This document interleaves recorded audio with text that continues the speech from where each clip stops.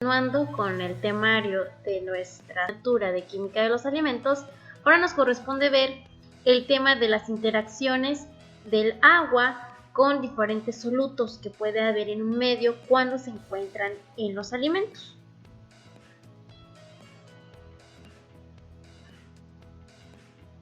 Muy bien, entonces el agua, cuando interactúa con diferentes solutos, tiene un cierto comportamiento que se refleja directamente en las propiedades coligativas de esta. Específicamente, habrá un cambio en los valores del punto de congelamiento, en el punto de ebullición, en la presión de vapor y en la presión osmótica. Cuando el agua está en contacto con diferentes solutos, en el punto de congelamiento ocurre un efecto de depresión cuando se encuentra con un soluto en específico. En el caso del punto de ebullición tendríamos un aumento en la temperatura del punto de ebullición. Sabemos que son 100 grados centígrados. Vamos a reflejar temperaturas mayores a este valor. En el caso de la presión de vapor vamos a tener un valor reductor en cuanto a esta propiedad coligativa. Y en la presión osmótica tendríamos un incremento del valor de esta.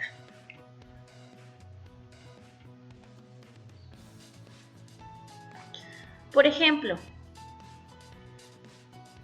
la temperatura a la cual estemos sometiendo un líquido, en este caso estamos hablando de la molécula de agua, va a influir en la solubilidad que tiene con distintos solutos cuando este es el medio disolvente.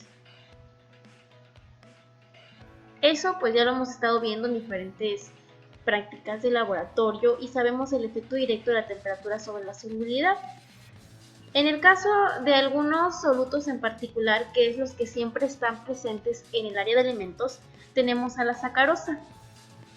Sabemos y hay que recordar que la solubilidad de la sacarosa aumenta con la temperatura y esta va a permitir que se puedan fabricar, por ejemplo, en el área de alimentos, jarabes particulares, gracias a que este soluto no electrolito, que es la sacarosa, se puede disolver y se puede solubilizar muy bien a temperaturas altas.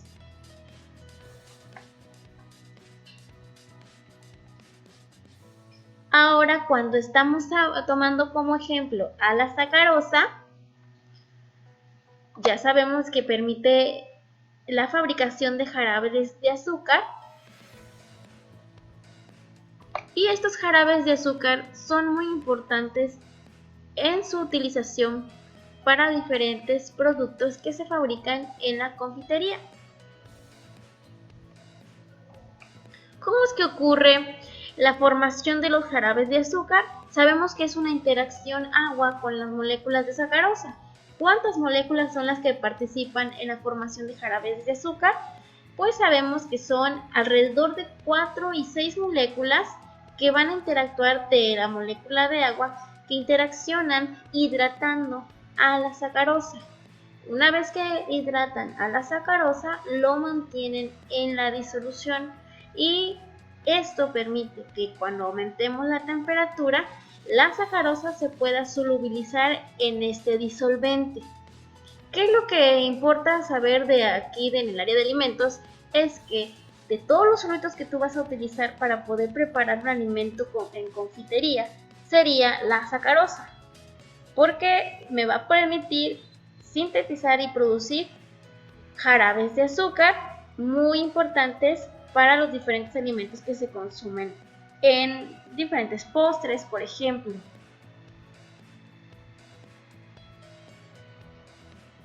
Otra de las interacciones, además de la molécula de agua y la sacarosa, es la interacción agua-cloruro de sodio, que también debes de recordar en el área de alimentos.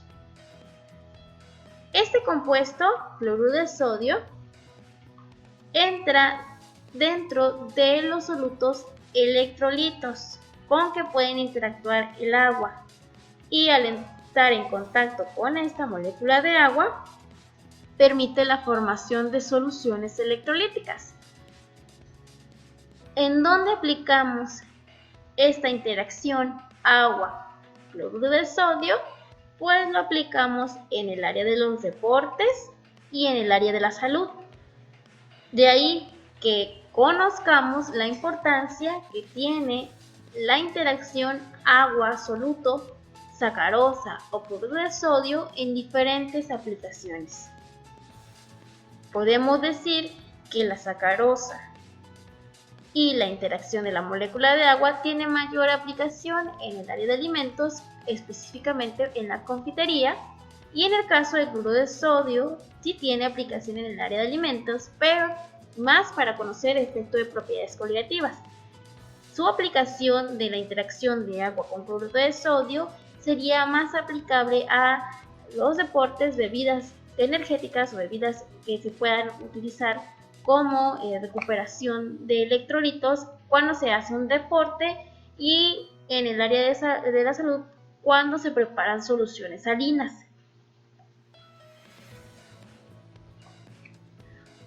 Cuando nosotros tenemos esa interacción agua-cloruro de sodio, podemos decir que la solubilidad de esta sustancia de cloruro de sodio se va a ver menos afectada conforme aumente la temperatura.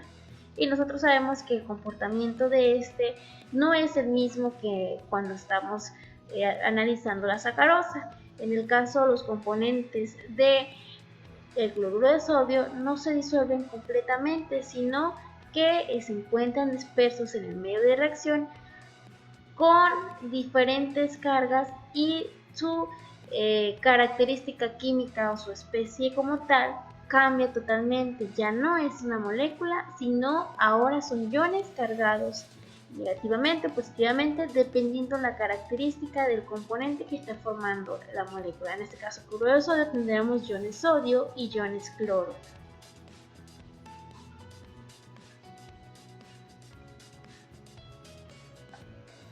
Ahora vamos a ver, esto se supone que es aplicación que yo conozca, cuál es el efecto que tienen los solutos sobre el comportamiento de la molécula de agua y sobre sus propiedades coligativas. Como primer efecto, vamos a analizar el efecto del soluto sobre el punto ebullioscópico del agua. ¿Cómo es que un soluto, en específico el cloruro de sodio, puede afectar el punto ebullioscópico del agua? Ya nos ha dicho la literatura que solutos como este tipo pueden retrasar el punto de ebullición del agua, es decir, que el agua tarde más para poder medir ese punto de ebullición y por lo tanto tenga y se reporten temperaturas más elevadas que la de 100 grados centígrados, y vamos a analizar en un pequeño video. Esto te sirve a ti para comprender la primera práctica de tu manual de laboratorio de química de alimentos. En este vaso y le voy a añadir sal común, cloruro de sodio. Vamos a ponerle abundante. Y ahora voy a calentar el agua hasta que hierva. Voy agitándolo para que se disuelva el cloruro de sodio. Tengo aquí este termómetro digital con su correspondiente sonda que introduciré en la disolución cuando hierva para así conocer su punto de ebullición. Sabemos que el punto o temperatura de ebullición del agua es de 100 grados Celsius. Parece que admite más sal, vamos a ponerle un poquito más. Ya está hirviendo, estamos ya en plena ebullición. Vamos a medir la temperatura. Y observamos que alcanza los 107,5 grados Celsius. Por tanto, estamos bastante por encima del punto de ebullición del agua. Este ha aumentado. A esto se le llama aumento ebullioscópico. Y ahora voy a repetir el experimento con cloruro de calcio. Voy calentando y voy añadiendo cloruro de calcio. El cloruro de calcio es mucho más soluble en agua que el cloruro de sodio. Por tanto, podremos añadir más soluto. Así con guantes mejor. y con gafas protectoras también, puesto que el cloruro de calcio es una sustancia irritante. Bueno, ha disuelto todo, pues a por más.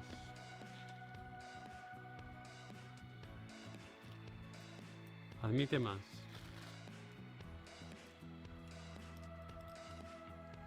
Más soluto.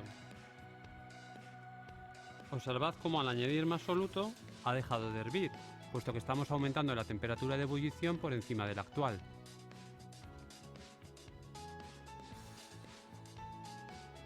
Pues ha alcanzado una temperatura de ebullición de 119,3 grados Celsius. No está mal, hay que tener cuidado porque esto está muy caliente. Fijaos ahora que ya no hierve y a pesar de todo está... Entonces, como acabamos de observar, un soluto, cuando se disuelve en el agua, tiende a modificar los valores de las características de propiedades coligativas de esta molécula. Para el área de alimentos te interesa conocer el efecto del soluto en el punto de ebullición del agua, en el punto de congelamiento, en la presión de vapor, que generalmente son los que se usan en el área de alimentos. Tú debes de entender que este efecto va a tener un cambio significativo en el valor teórico del punto de ebullición del agua. Sabemos que este es aproximadamente 100 grados centígrados. Ve y observas tú cómo es que un soluto, en este caso cloruro de sodio, o bien cualquier otro, puede aumentar considerablemente el punto ebulliscópico del agua. De manera que cuando tú estés cocinando un alimento, la cocción de este va a depender de la temperatura del punto de ebullición del agua en el medio de reacción. Así que estamos entendiendo cómo es que existe la relación de soluto con la molécula de agua y sus consecuencias. El primer efecto es el efecto sobre el punto ebulliscópico del agua. Ahora vamos al siguiente. O en este vaso.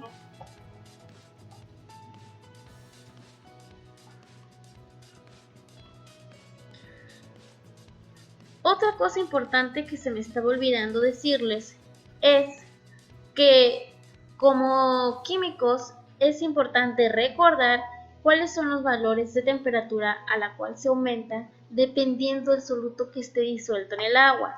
En el caso del cloruro de sodio, este aumenta aproximadamente 1.04 grados centígrados sobre el punto de ebullición del agua, dependiendo las concentraciones en gramos, concentración molar,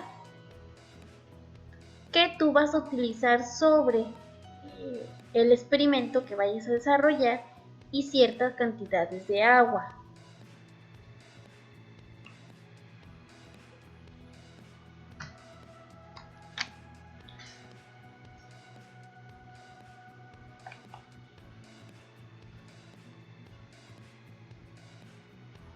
El siguiente efecto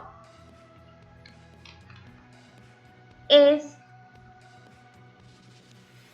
el efecto que tiene el soluto sobre el punto de congelamiento del agua. Es importante que tú recuerdes que, por ejemplo, si hablamos del soluto, otra vez el cloruro de sodio, un soluto electrolítico, sobre cierta cantidad de agua en estado sólido, por ejemplo hielo, es importante que tú al menos conozcas que en estas condiciones el cloruro de sodio puede bajar el punto de congelamiento del alimento a 3.72 grados centígrados. Y esto en la industria alimentaria se ve favorecido debido a que se tiene una aplicación directa en diferentes productos como los helados, la nieve, que puedan conservar mucho por más tiempo la estabilidad y vida útil del producto.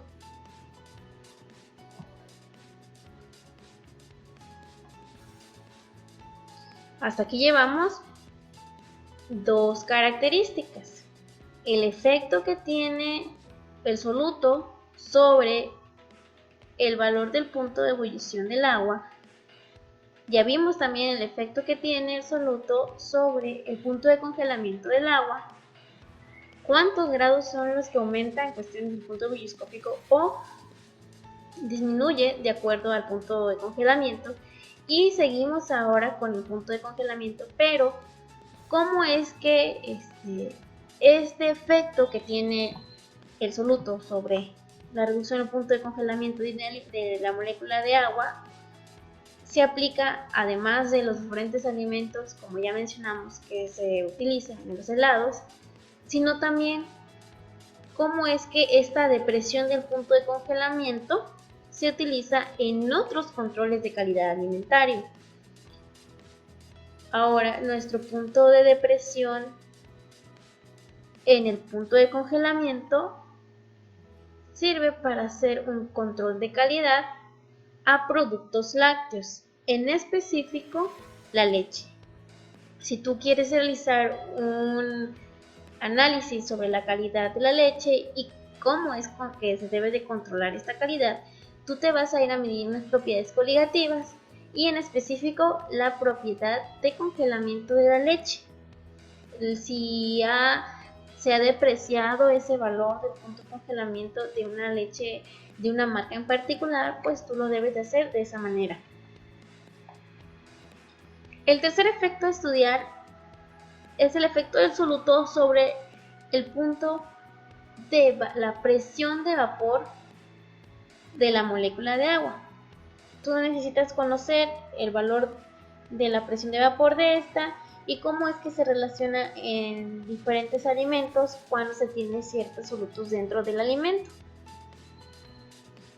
Es importante conocer que la temperatura de congelamiento y los diferentes solutos que están presentes en un alimento tienen un efecto directo en el valor de la presión de vapor y en la actividad de agua de un alimento.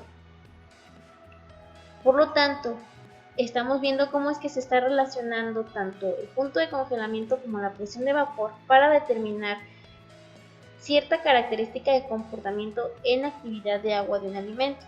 Y tú sabes que la actividad de agua en un alimento determina su vida o su durabilidad durante diferentes procesos y tratamientos o en medios ambientes donde se encuentra el alimento. Cuando nosotros tenemos actividades de agua altas o bajas, podemos saber qué tan perecedero es el alimento que se desea conservar. Hablemos, por ejemplo, de ensaladas o de carne, productos que pueden tener tanto alto contenido de agua como medio contenido de agua, o bien con escaso contenido de agua como las galletas o los dulces, y tú puedes relacionar el efecto de la presión de vapor y el punto de congelamiento también en esta actividad de agua. O sea, vean cómo es que se relacionan cada una de las variables que se estudian cuando se mide el efecto del soluto sobre las propiedades coligativas de la molécula de agua. El cuarto efecto es el efecto del soluto sobre la presión osmótica de la molécula de agua. Aquí se ven más involucrados los cárnicos y los vegetales. Cuando nosotros estamos observando la célula vegetal, sabemos que existen ciertas características estructurales de la misma, entre ellas cierta concentración de agua en su estructura y también cierta distribución de los diferentes solutos que están presentes en la célula vegetal. Cuando nosotros estamos observando el comportamiento de un vegetal, de la célula vegetal, en un determinado alimento que contiene cierta cantidad de solutos, se puede apreciar que el efecto del soluto en la célula vegetal va a repercutir en la turgencia de la célula vegetal. Es decir, que tanto toda la célula como las membranas van a reprimir gran cantidad de agua, van a permitir que pase esa cantidad de agua para poder mantener toda esa agua en la estructura celular y que esa turgencia me permita mantener la frescura del alimento cuando se encuentra en un medio acuoso.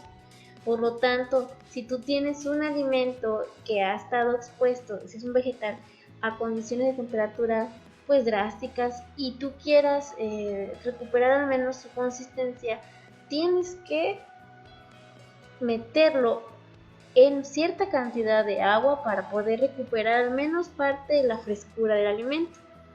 Otra consideración del efecto del soluto sobre la presión osmótica del agua en un alimento es la concentración de soluto.